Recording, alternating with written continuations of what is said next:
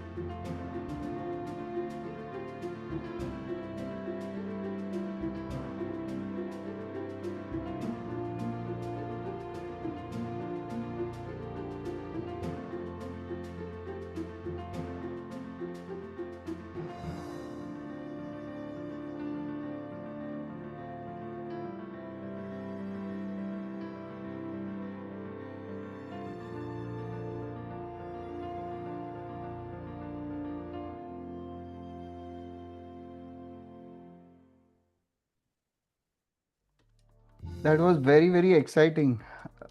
One more? Yeah. No. No. All right. Thank you so much. Thank you so much. So, good evening, parents and students. We have with us Dr. Parth Sarwate, who is the Director, Office of Undergraduate Admissions and Financial Aid at Ahmedabad University. Thank you so much, sir, for hosting this webinar. Um, he has been an executive doctor. He has an executive doctoral degree in higher education from Boston College, a master's in education policy from Harvard University, an MBA from IMDR Pune, and essentially more than 20 years, 2 decades plus experience working in higher education and large scale school education reform. He's worked previously with University of Southern California as India Director, RPG Foundation, Azim Premji University and Foundation, where I was just speaking to Dr. Parth and realized that he was actually a part of the team that helped set up and got the institution running, and also Shivnadar University. So thank you so much, Dr. Parth, for taking the time out and presenting us the Ahmedabad University perspective. Parents and students, once the presentation is done, next 15, 20, 25 minutes, then we'll take any and all questions you might have for this. Over to you, sir. Thank you very much, Rahul, and pleasure to be here. Thank you very much for joining late at night today. What I'll do is I'll take about 15-20 minutes maybe. I have a very interesting presentation which sort of talks a little more than about Ahmedabad University. It really talks about how the world is changing and what kind of changes are you likely to see in the next few years. And therefore, how should you prepare yourself? So, while Ahmedabad University will try to prepare you in a certain way, I want you to think about how do you prepare yourself in the next few years to prepare for this changing world. So we'll talk about that a little bit and then we'll go to Ahmedabad University. So I'll just share my presentation now. So I'm going to start by asking this question: why does interdisciplinary learning matter for the future of work? And what I'm going to talk about to start with is the future of world and future of work. These are two very interesting concepts that I think we need to deal with as we look at the future of higher education, but also the future of every young person who is going to look for work and look for what kind of world that they're going to enter. So I see three big trends that are going to sort of come into the world, and you're going to be, dealing with all these three things. So the first one is what I call the world of opportunities. These opportunities are going to actually define your life. And let me show you one of these. So this is a very interesting car, and maybe some of you can recognize it, but it's Harry Potter's car in the movie. It's not Harry Potter's, I think it's Ronald Weasley's. But if you remember, this car can fly.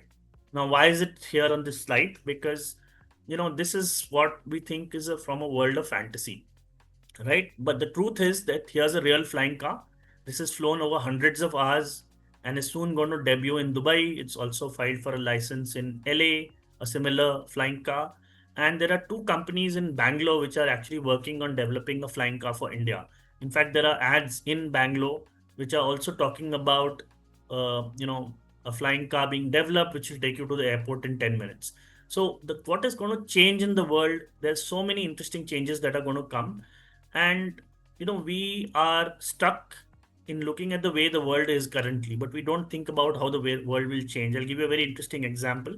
When I went to college, there was no device called a mobile phone, and yet today, 20 years, 25 years later, everybody actually lives with the mobile phone all the time. So when if you would have told me that there was some technology like this which would have defined my life, I wouldn't have believed it by then. And similarly, you will also have to deal with technologies that are going to be changing. Here's another one, and I'm sure some of you've used this. This is AR, VR, but we've used it only for things like gaming. We haven't used it for really creating alternate worlds. And what do I mean by that? So I'll give you a very interesting example again. This is being used by surgeons to teach young people how to do surgery in some countries, because not everybody can get into the operation theater. So some students wear this outside the theater, and the master surgeon then talks to them, and it's as if they are in the room and are able to follow the surgery. So this is also going to define many other domains. For example, I'm sure a lot of you buy stuff on Amazon, right? When it doesn't fit, you return it. Imagine later on having a body double, and you're going into a virtual mall, you're testing out clothes and you're buying them. No returns are required because now everything will fit.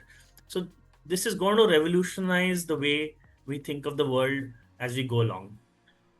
The next technology I'm going to talk about is a very interesting technology called CRISPR-Cas9. It's been around for 10, 12 years, but has many ethical questions that it raises. These are biomolecular scissors which allow scientists to be able to cut out parts of DNA and replace it with another part of DNA. So, these are also going to design or change how the world is going to be for you, all of you. And all of these will also raise questions of ethics. They will raise questions of marketing. They will raise questions of finance. And therefore, it's not only the technology people who will be affected by this. Every person will be affected. For example, a very interesting question with, changing DNA paths is what kind of are we ready to have designer babies in our world? So these are interesting questions to ask, and these are all going to be part of your growing up, right? The second big trend that you're going to see, and one that is concerning, is where I call it an uncertain future. You're all going to face some uncertainties in your life, and they're going to define again how you deal with uncertainty or how you deal with challenges. So let me talk about a few of them. Now, this is of a flood in Kerala. But since this flood happened in 2017-18, we've had floods in Uttarakhand, we've had floods, of course, in Bombay, floods in Bangalore, floods in Chennai, floods in Delhi, Gurgaon, floods in Dubai, floods in Valencia in Spain, floods in Brazil. So we are, you know, reaching a point where we're going to see more of these events happening. This is, of course, Delhi in the winter, where fog is so bad and pollution is so bad that you can't see much. And this is also happening in other parts of the world. So we are in the throes of climate change, and we have now crossed 1.5 degrees increase from since the industrial age, and that means there are going to be some irreversible things that are going to happen to the planet. For example, we've last year we had the highest number of tornadoes in the US. So there are going to be weather change events that are going to define or actually bother every one of you at some point of time. And we have to start living up to this reality and say that how are we going to make the world a better place? How are we going to cope with these kind of changes? These are, of course, most of you can recognize these are viruses. Many years back, most of these viruses were would only be in the animal world, But as we've cut down more forests in the Anthropocene where we live, these viruses are now moving to human beings. That means we're going to have more days like these. You've already lived through 2 years of COVID, and most scientists are saying that there's a very high possibility of more days like these. We've just had an Ebola outbreak in the last few months in DRC, in Democratic Republic of Congo, and these are scary times. But these are also opportunities for each one of you to say, how can you be the climate scientist? How can you be the person who's sort of reduces these risks?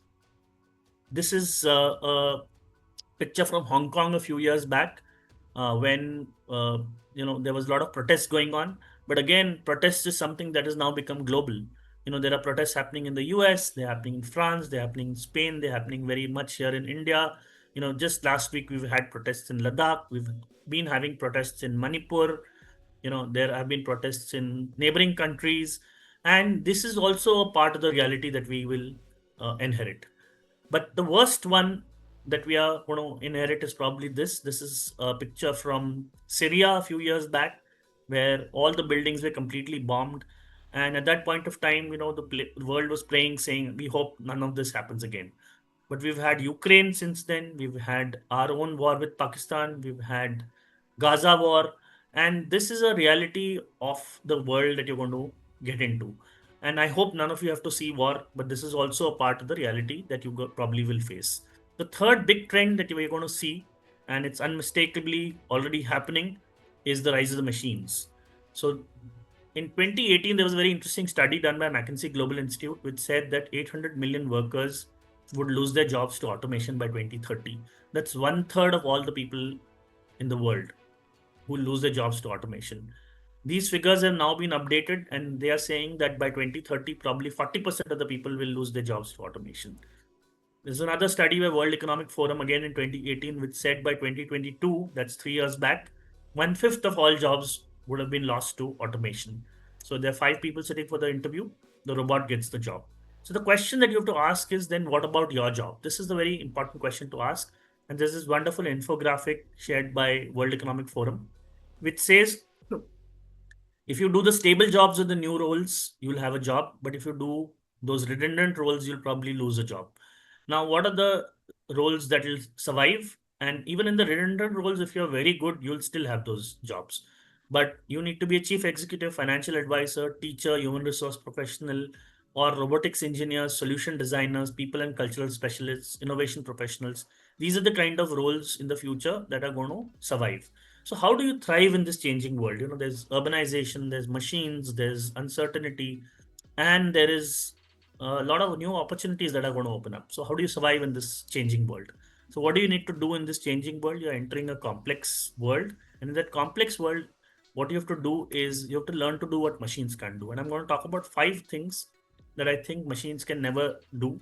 First is machines can never solve and think about complex problems. Only human beings can solve complex problems. So if you learn to understand complex problems and solve them, you will be better off.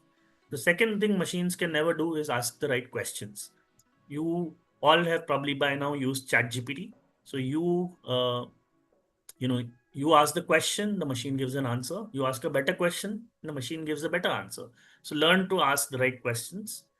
Judging and evaluating, again, we are teaching machines to do this, but nobody can do it as well as humans, because we can think of so many different things instantly, and we have something called intuition, which a machine can never have, and understand the human aspect of every decision. And that's something that I think all of you should develop. The next one is understanding social problems. Machines can never understand what is it, the social problems that our people face. So if you want a future, then you have to think about what are the problems other people are facing. And the last one that we are losing in a rat race is the ability to be compassionate. Now, these are the five things I would recommend that you should develop in the next 5 to 10 years, regardless of which university you go to, because these are going to be your strengths. So that's what gets me to Ahmedabad University.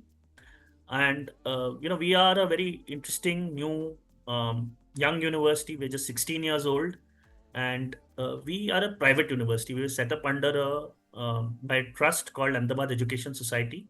And while we are a young organization. We are a non-profit organization and a public-spirited institution, which means we don't see ourselves as an institution that is here just to teach and learn, but we see ourselves as a place where ideas are born. We want to understand complex problems, help solve them, but we also understand we cannot solve all the complex problems. Therefore, we want to help young people discover their passion and build capabilities for the future, because the young people will solve the complex problems in the future, whether it's climate change, whether it's healthcare issues, whether it's urbanization, whether it's the challenge with machines. These are all challenges and these are also opportunities. So, what are we trying to build at Ahmedabad University? We're trying to build a serious academic institution.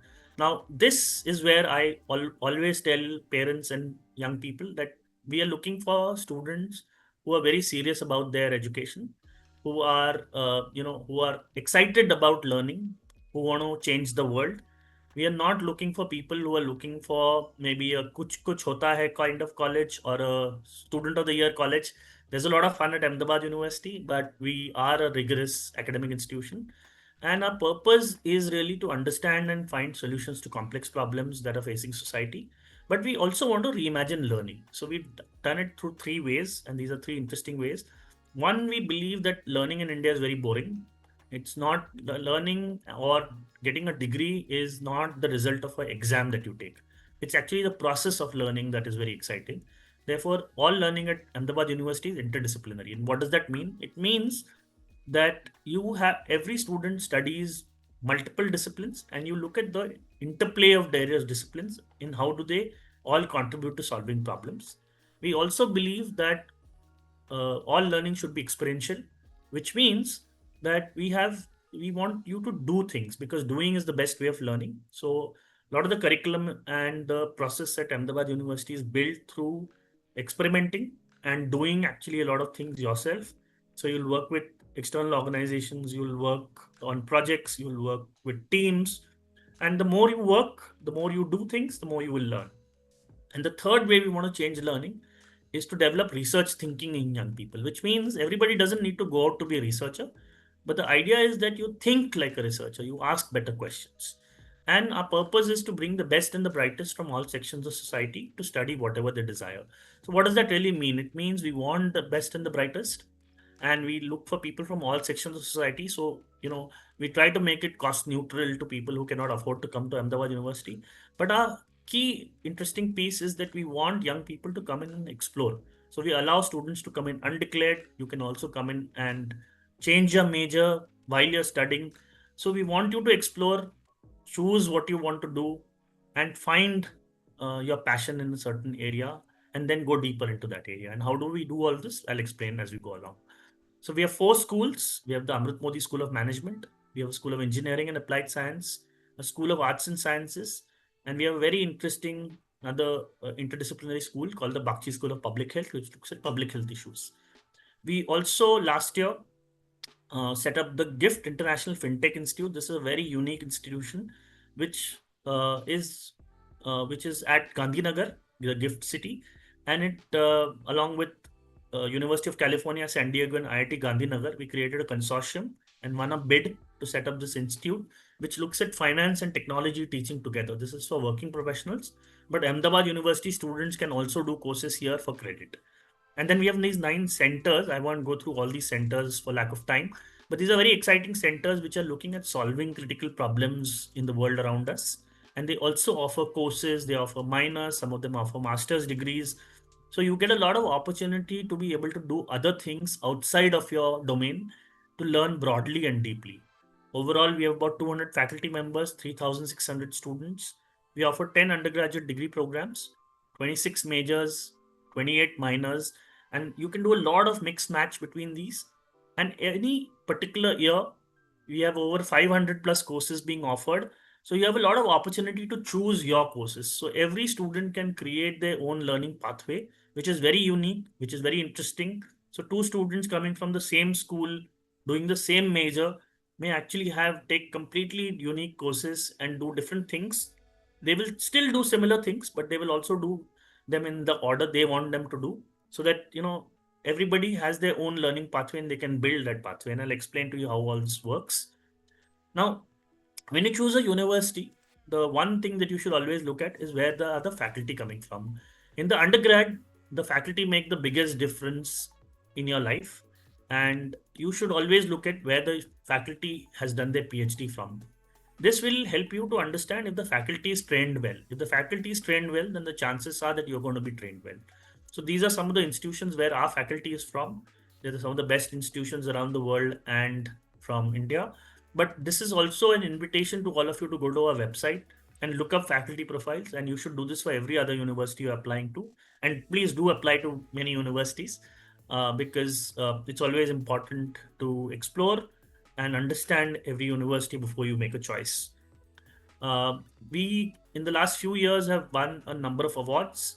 I won't go through all of them, but we did win the Leadership and Management Team of the Year award at the Times Higher Education Awards Asia 2025. This is a very unique award given out by Times Higher Education, and this is actually the top award given at the award ceremony. And we got this because the jury said that we are one of the youngest universities making a huge research impact in the shortest period of time that they have seen, and that's why we got this award. We also recognized as a research university, which is a 12B recognition by UGC.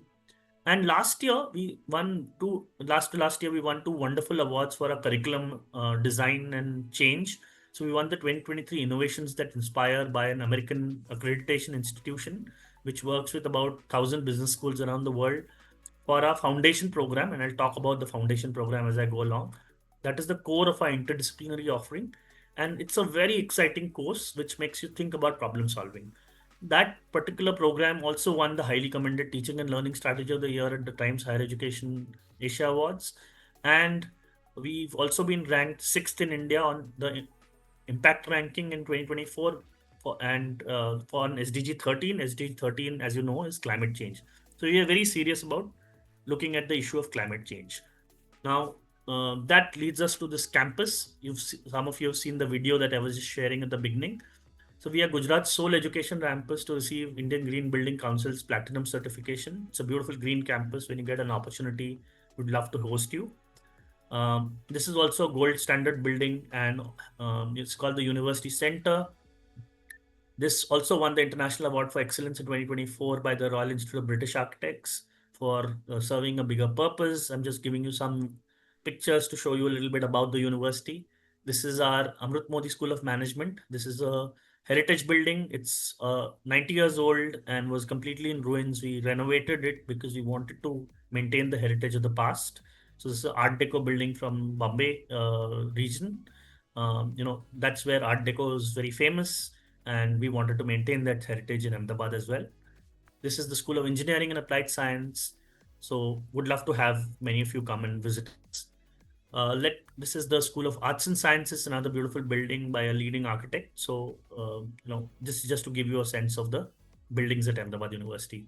So we are a liberal education university, and what does that really mean? It means we want students to have both breadth and depth, and we are interdisciplinary. We want to give you a lot of flexibility and choice, and the focus is on how to learn, because we know that whatever we are teaching you today might become redundant in a few years. So if you learn how to learn, then you'll do very well in your life. We are a research oriented university, so we follow the tenure system similar to the US universities.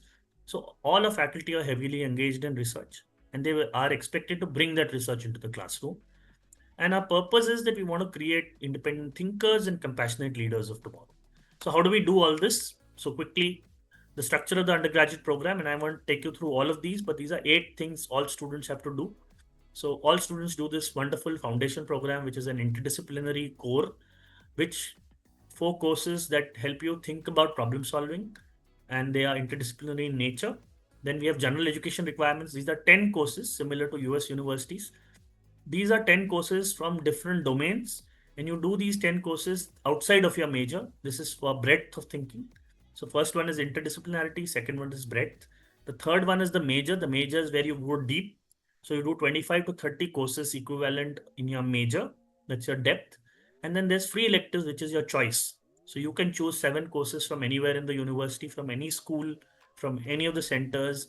So you have a lot of opportunity to learn things outside of your school, outside of your major. And then the last 4 boxes is where experiential learning comes in. So undergraduate thesis and capstone is your ability to apply your skills in the fourth year on a project which you do for either 6 to 8 months or on a thesis.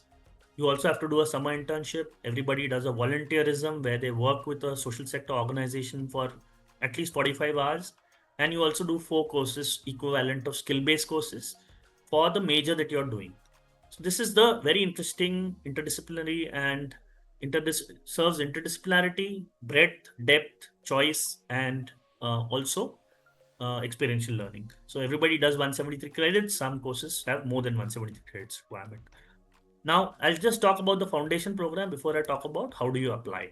So, foundation program was built very interestingly. We said there are 6 things we want all students to know. Two are skills. One is data science and communication. These 2 skills every student should know in today's world. Two are perspectives, which is behavior, human behavior, and constitution and civilization. And two are actually domains where all the new innovation is really happening in the next 20, 30 years, which is materials and biology and life. And we wanted students to know all about these 6 areas. But instead of teaching these 6 as subjects, we created 4 interdisciplinary studios. One is called environment and climate change, which are built around problems. One is democracy and justice. One is water, and the fourth is a seminar on critical thinking and writing. So all students come together while doing this. They're also taught by 6 faculty members coming from different disciplines, where they come in and say how does their discipline contribute to solving this particular problem. And it involves lectures, discussion, fieldwork, writing, looking at the issue from multiple perspectives. So I'll give you a quick example. For example, in the water studio, students go to all different neighborhoods of Ahmedabad. We are in the heart of Ahmedabad, so students go to different wards, they collect water samples and come back, and then they go to chemistry labs, biology labs, test the water for hardness, for pH levels, for TDS, and then they say, okay, what do we now know? So they go and say, okay, where did we get the cleanest water? Did we get it in a rich society or did we get it in a slum? They ask questions like, whose responsibility is it to supply water? Whose responsibility is to collect water? And through this one course, they get to some questions of biology, chemistry, governance, gender issues and attitudes, biology and life, constitution and civilization, and behavior. So now these are the programs we offer. But at Ahmedabad University, more than the program, we talk about the major. So the major is in the small font. So if you are interested in doing BCom or management, then the different majors are accounting, or there are 9 majors in the BSM, which is the Bachelor of Science in Management.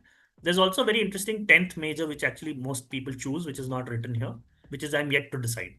60% of our students come in and say that we want to do a management degree, but we don't know what major we want to do. You could also choose to do a BA honors in 5 majors or the sixth one, which is called I'm yet to decide, and Bachelor of Science in 4 majors. And there's also I'm yet to decide there as well. Now in the BTech, we don't have I'm yet to decide because that's partly controlled by the government. So there are 4 majors, and you have to decide which major you want to do. And then below the line, we have 5 interesting programs. These are integrated programs, which are 5-year programs.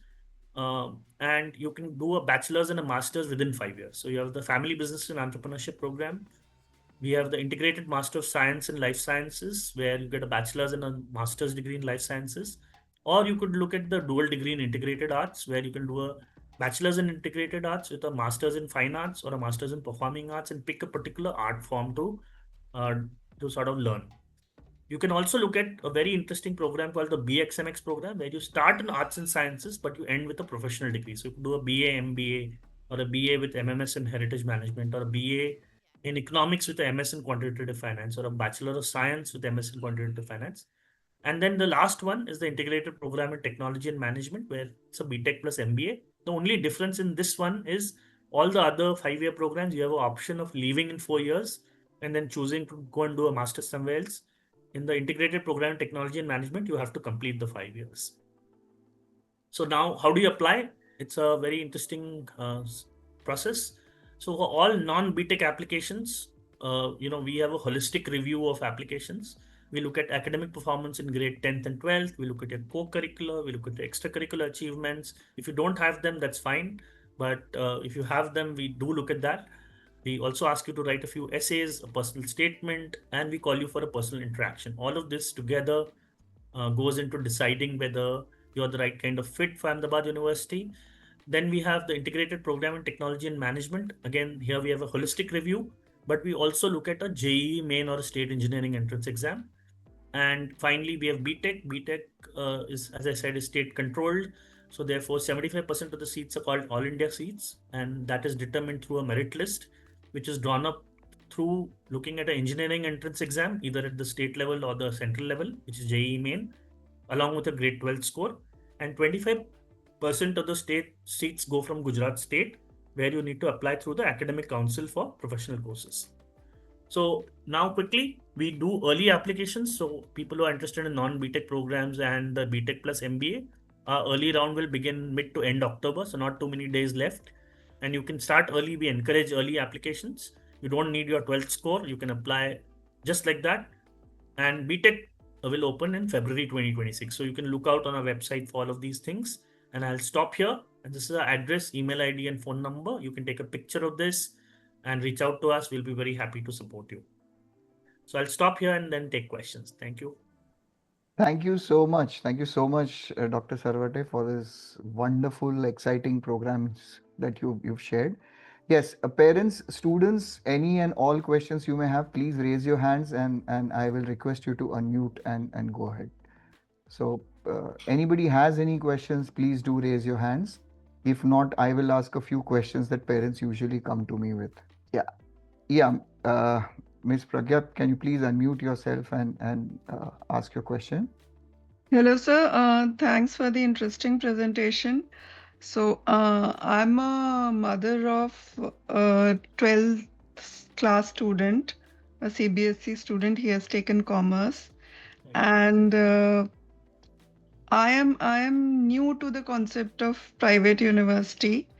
So, if you could tell me why we should opt for private university and don't go for the regular like state universities. Sure. That is my first question. Okay. And the second question is if a student wants to take up traditional professions like CA or CMA, how will studying in your kind of university will help? Sure. Thank you, ma'am. Very interesting questions. So let me talk a little bit about private universities first. See, I think you know some of the government universities in India are as good, but there are a few of them who are really good. And one of the challenges that we have seen in India over the last few years is because of the kind of education system that the British left us.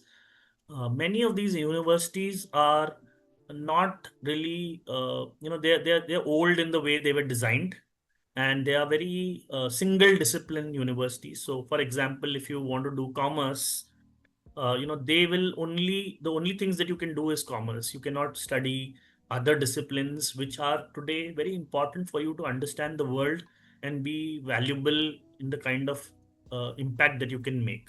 So that's one area. The second is that most of our government universities, the challenge also is that education is not really that exciting in most institutions. They of course have colleges affiliated to most of these universities, and these colleges, some of them are good colleges. So if you get into a good college, definitely you should look at it, but most of the colleges are private in themselves. At the undergrad level, there are very few institutions which are universities which are having courses by themselves. So the private sector was actually something that came up in the 1950s, which allowed universities to start innovating and offering interesting programs. And while they are today a little more expensive than the government university, the kind of preparation that many of these new age universities are doing is significantly superior to some of the old government universities. That said, there are still good public universities also, but as I was mentioning, in Mumbai University, if you're looking at doing BCom, or if you're looking at it doing it in Delhi University or Pune University, chances are that there will be very few government controlled colleges. Most of the colleges will themselves be private. If they are a good institution, then they will be private in themselves. And therefore, you need to look at all the the large variety of institutions that are there, and explore who's really offering you a thorough, deep understanding and a good course. Now, the second question that you had is also connected to this in a way. You said, if your son or daughter wants to do CA or CMA, how will Ahmedabad University help? So the good news is that our School of Management is actually one of the top destinations for students who are looking at doing a career in management. Many of our students go to top universities worldwide, including to the IIMs. Now, students who are usually doing a CA do not opt for a university. Most of them think that they just need to do a BCom on the side and maybe go to a college which is more like a dummy college, and at the same time maybe take up CA classes. And while that is the more common understanding, the reality is that if you don't make it as a CA, then neither do you have a really good BCom, nor do you have, nor have you become a CA, nor do you have a good BCom, and in that puts you at a disadvantage. Now, at Ahmedabad University, what we've done is our BCom professional course is actually for students who want to look at doing the CA. So, what we do is it's a rigorous course where students have to attend, where they have to come to college, and they do really deep study in understanding the domain of accounting. While some of them also study by themselves and try to clear the first few stages of CA. And the fourth year is sort of off for students who are doing a CA, because we give them the opportunity to do the articleship in the fourth year. So the fourth year, they don't have to come to college, and they will do the articleship, and the articleship gives them certain credits. Similarly, we also have a tie-up with ACCA, which is the equivalent of the CA in UK. So students who are coming to Ahmedabad University, they do not need to take 9 of the 13 papers. We have a tie-up, and 9 is the highest number of papers that are exempt to any university. So we have that. We've gone through a rigorous evaluation, so students can take BCom Professional or even do the Bachelor of Science in Management at Ahmedabad University, and they've already cleared 9 papers of the ACCA, and then they can post the 4-year program, can actually go and do the ACCA, the last 4 papers, and become a CA who's accredited in the UK. That said, one thing I do want to say, most of these private universities which are new age are more expensive than government institutions. So you should do your homework well before choosing. Thank you so much, sir. It was a very, very holistic answer and a very balanced response, I must say. Thank you for that. We don't hear such an open-ended response from a lot of universities. Ms. Pragya, has your answer or both your questions, have they been answered? If you can just quickly say yes, I'll move to the next parent. Yes, yes. Very Thank you much. so much. Thank you. Thank Thank you you. so much. Yeah. Yes, Mr. Sarit Haria, if you can please go ahead and ask your question. You've raised your hand. Yeah, hi sir. Good evening. I think it's a little late in the night. So just one question. I'm father of a student who is doing a IBDP course. She's in her second year now. Her interest lies in obviously research, and she wants to do something on the bioscience. We wanted to understand, what's the difference between a bioscience course and the life science course that Ahmedabad University is offering, Right. and whether, do you encourage research? Do you have investments done on the labs and, those kind of facilities which is basically required to do research? And does the lab is inside the university, and, how it is? Yeah, we have a very good program. I'm sure you've seen it. That's why you know that it's in life sciences. So the life science is just a term. In reality, our program is very broad, and it helps young people develop skills in multiple domains within the area of life sciences. There are many students at Ahmedabad University who have completed and gone on to do masters in biotechnology in some of the top universities around the world. In fact, we have had, I think, 4 or 5 students who've gone to John Hopkins, which is one of the world's top leading universities in life sciences or biotechnology or biosciences. We've had students who've gone to Cambridge. We've had students who've gone to,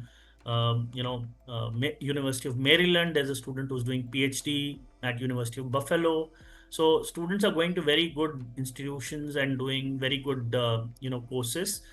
It's a very broad domain. So, I don't think that, see, biotechnology is slightly more limited. Biosciences is actually looking at the entire world of fields that are linked with biology and research. All our faculty are researchers, and they're doing very interesting research. You should look at our website. We also have very interesting laboratories, and you should come and have a look. In fact, I would say we probably have some of the best labs amongst most universities in India. And the interesting thing at Ahmedabad University is we allow students from year one to start working in these labs. Most of the time, this is something that is allowed for students who are only doing masters. And once only they to get to their master's degree, most universities will allow them to work on instruments. At Ahmedabad University, first year bachelor students are allowed to understand and use the equipment. This is a big huge benefit. And I was our vice chancellor is on a board of a life sciences company, and he was attending the board meeting, and there was a lady who runs a lab in Bangalore, and she came and said that I'm very happy to meet you here because we have a student from your university who's doing internship with us. And in the morning I came, and I saw her fiddling with a 5 crore machine, and I was very scared. And I asked her, what are you doing? You're not supposed to touch this. And then the student said, but I'm setting it up so that we can do experiments. And she said, do you know how to operate this? And then she sat there and she saw this young person actually clean the machine and set it up. And she was so surprised that she wanted to give this feedback to the vice chancellor. And this kind of a thing happens only because mostly in India everybody thinks that science is a hierarchical thing, so you have to go through certain loops before you can even get to the equipment. So I would strongly recommend that you come and visit us sometime. And I don't know where you're based, but do come and visit us. It'll give you a deeper insight into the kind of work our faculty is doing. There are people who work on cancer biology, there are people who work on CRISPR-Cas9, there are people who are working on understanding neuroscience. So lots of different possibilities are there, and you should look at the faculty profiles. It'll give you a much better understanding. Yeah, thank you. Just one a little more input we wanted. So, is it possible to speak to the faculty when we come? Can we have a small 10-15 minute session just to understand the vision, of the course that it's there in life sciences? Because life science, what we understood was more on the side of the environmental science, less on the science of bio. But now when you speak, it looks like that it's more on the side of, what the child wants to do, like drug discovery and all those things. So. Absolutely, it's exactly that. I think best will be if you email us, because Yeah. when you email us, we will be able to get time from a faculty member to meet with you. Also, if you look at faculty profiles and then tell us what kind of interests are there, then we'll try to find faculty that are more aligned to that interest level. Okay. Yeah. Thank you. Yeah. Mr. Harshit Shah, can you hear me? If you can go ahead with your Yes, question. yes. I was just struggling to unmute. Yeah, yeah. Thank you for the presentation. Continue on the same research side. The similar question. So, Government of India has now started publishing rankings of the research institutions. How do you view those rankings, and is Ahmedabad University part of that rankings, or you aspire to be part of it? I know your university is very young, but I just want your opinion on whether you value those rankings at all, or they're good or not good, and if good, then are you in it or not? I think rankings are a distraction in a certain way, because they that said, we do want to be on the rankings. We were on the rankings 2 years back, but one of the challenges with rankings is often, especially research rankings, is they take research that's published, research that's also cited by other people, and they also look at all the quantity of research you've done. And we being a 16-year-old university, that does play a big role in not being there. But as I said, we were in the top one, we were in the 150 to 200 on the NIRF a few years back. But because of the various kinds of things that they sort of look at and ask, I think we've not been there because we've also had some changes internally, and the team which is working on it is now not there. But we will probably be on that ranking sooner than later.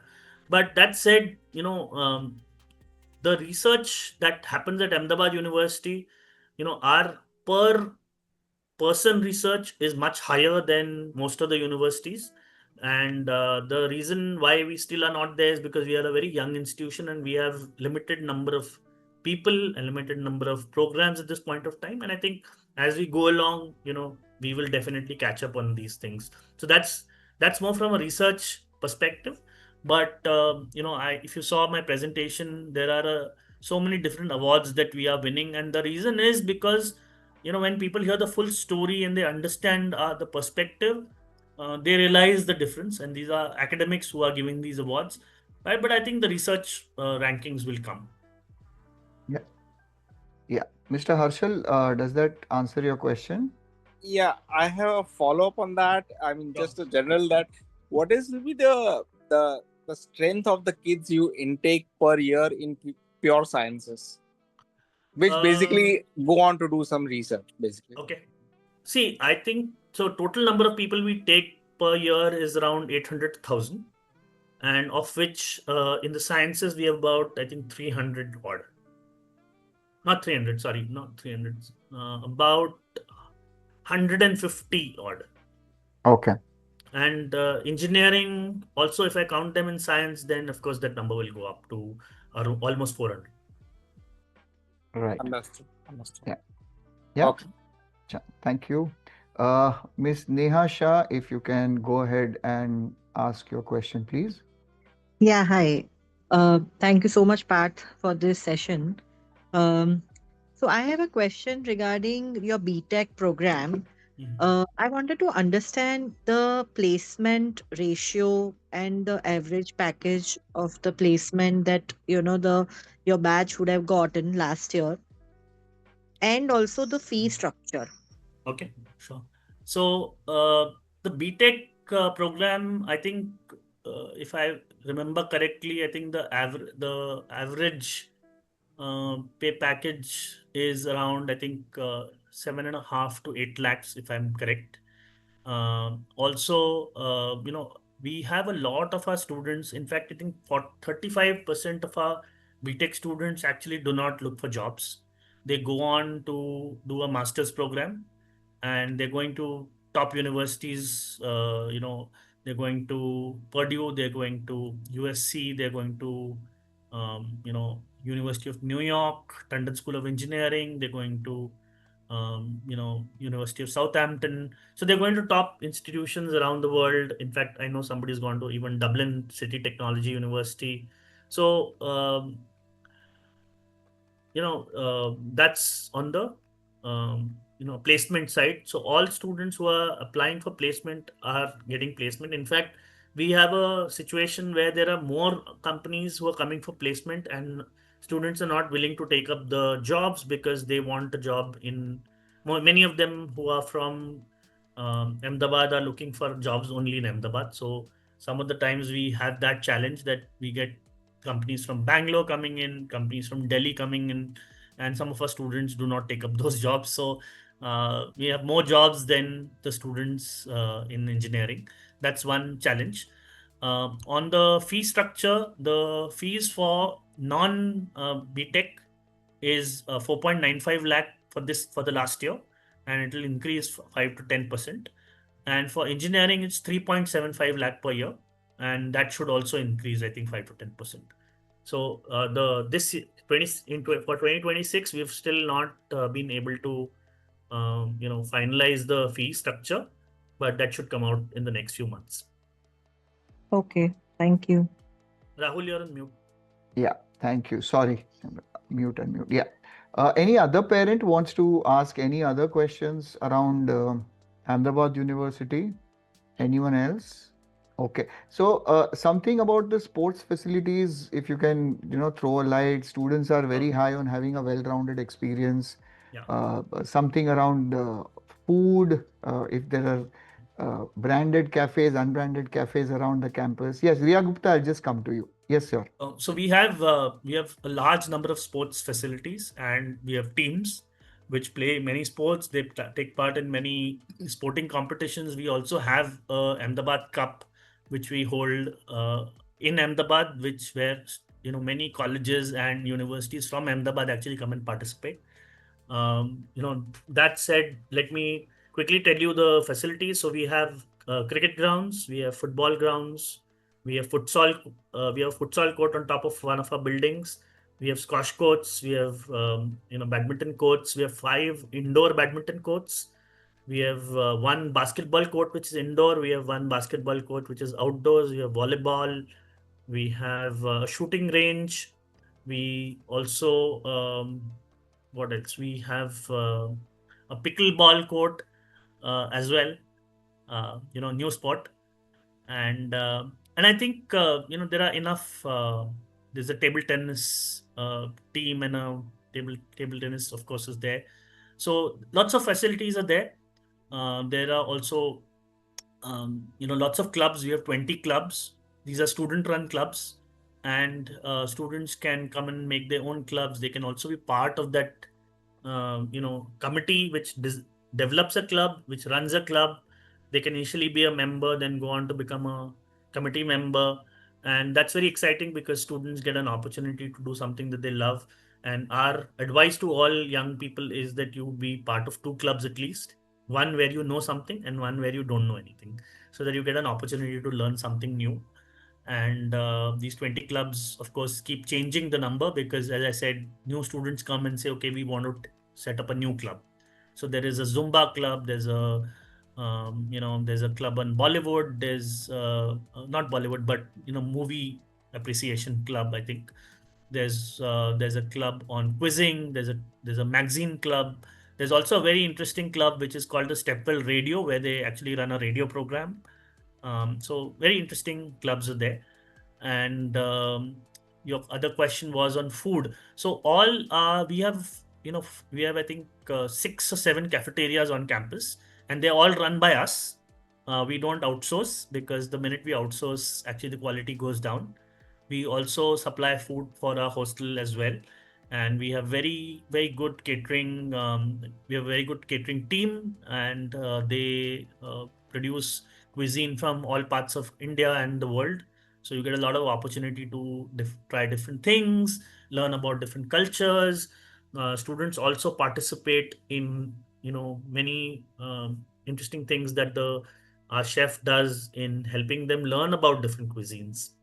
So apart from this, we are in the heart of Ahmedabad. So unlike most universities which are outside these days, our students also get an opportunity to enjoy cuisine within Ahmedabad University, order from Zomato, Swiggy. All of those are, we are absolutely in the bang in the middle of Ahmedabad, 158 acres. So lots of opportunity to do that.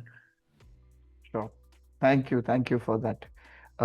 Yes, Ms. Riya Gupta, if you can unmute and ask your question, please. Riya Gupta's father, Murari Gupta here, sir. Yeah. Mr. Sarwate, is that an option, sir? Your voice is slightly groggy. Can you come closer to the microphone, please? I think he's asking about Jain options. Yes, sir. We sorry. we are in the heart of Ahmedabad, and our catering Do you team have a does design provide. school option, sir? Sorry? Do you have a design school option also in your design school. Okay. Sorry, I misheard you. No, we don't have a design school. We have a option of taking a design minor. So we don't offer a degree in design, but we offer a minor in design. So students who may be wanting to do something else can also do a minor. That said, one of our sister institutions is right next to us is there's an institution which offers in design. So I mean, let me just pull that information up. Give me a minute. So we don't have a design degree. So there's CEPT, which is the Center for Environmental Planning and Technologies, which is run by the same society. So I think they do have a design program, but maybe you need to look that up. I think they have architecture and planning currently and design. Yeah. Mr. Gupta, does that answer your question? No. If it is a minor in design, what can be accompanied as a major? So students actually do majors in many different things. See, we don't have a, they're not limited mix and match. I mean, people could do a BA in economics with a minor in design. People could do a arts degree, integrated arts degree with a minor in design. Or there are students who also do, students who do social and political sciences with a minor in design. You could do a management degree with a minor in design. So these days, design is not just physical design, but it's also design thinking, ability to understand. Students who are doing marketing, for example, find design very valuable. So you could do a Bachelor of Science in Management with a marketing major and a design minor. That's an interesting combination that a lot of students take. There are students who are doing bachelor's in computer science, BS in computer science, and they are doing a minor in design. So, design is seen as a complementary skill to many other things.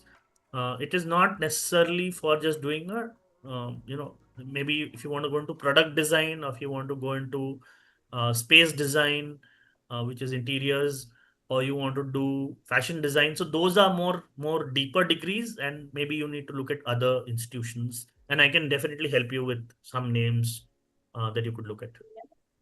Okay, sir. Thank you very much. We have Miss Pragya who's wanted to ask a question. Please go ahead. Yeah. So I would like to know what kind of geographical diversity students you have in the campus. Sure. Is it mostly Gujarat based or? Yeah, I mean, yes, because we are based in Gujarat and we don't go around doing a lot of advertisements. We do have still majority of students who are from Gujarat, but it's changing very fast. So last year, the batch that we took in, we have about 1/3 of the students are from outside of Gujarat. 2/3 are still from Gujarat. About 45% are from Ahmedabad, and about 25%, 25-30% are from 20%, 25% are from rest of Gujarat, and then 33% are from out of Gujarat. So it's changing, and you know, I think as more and more people get to know about this very interesting interdisciplinary institution, we will have more people from outside state. Does that help you? That said, we did a very interesting study this year. We found that that 45% of our students speak languages that are not Gujarati. So, though we have only 33% who are from outside state, about 45% speak languages other than Gujarati at home. Okay. So, like students from other states should not feel outsiders. That was my concern. Yeah, they don't actually feel outsiders for various reasons. One is the program is so interdisciplinary that there is no cohort. So if a student is doing a particular program, let's say they're doing economics, they are in classrooms which are so varied and so self-chosen that you will first of all never have the same group of people.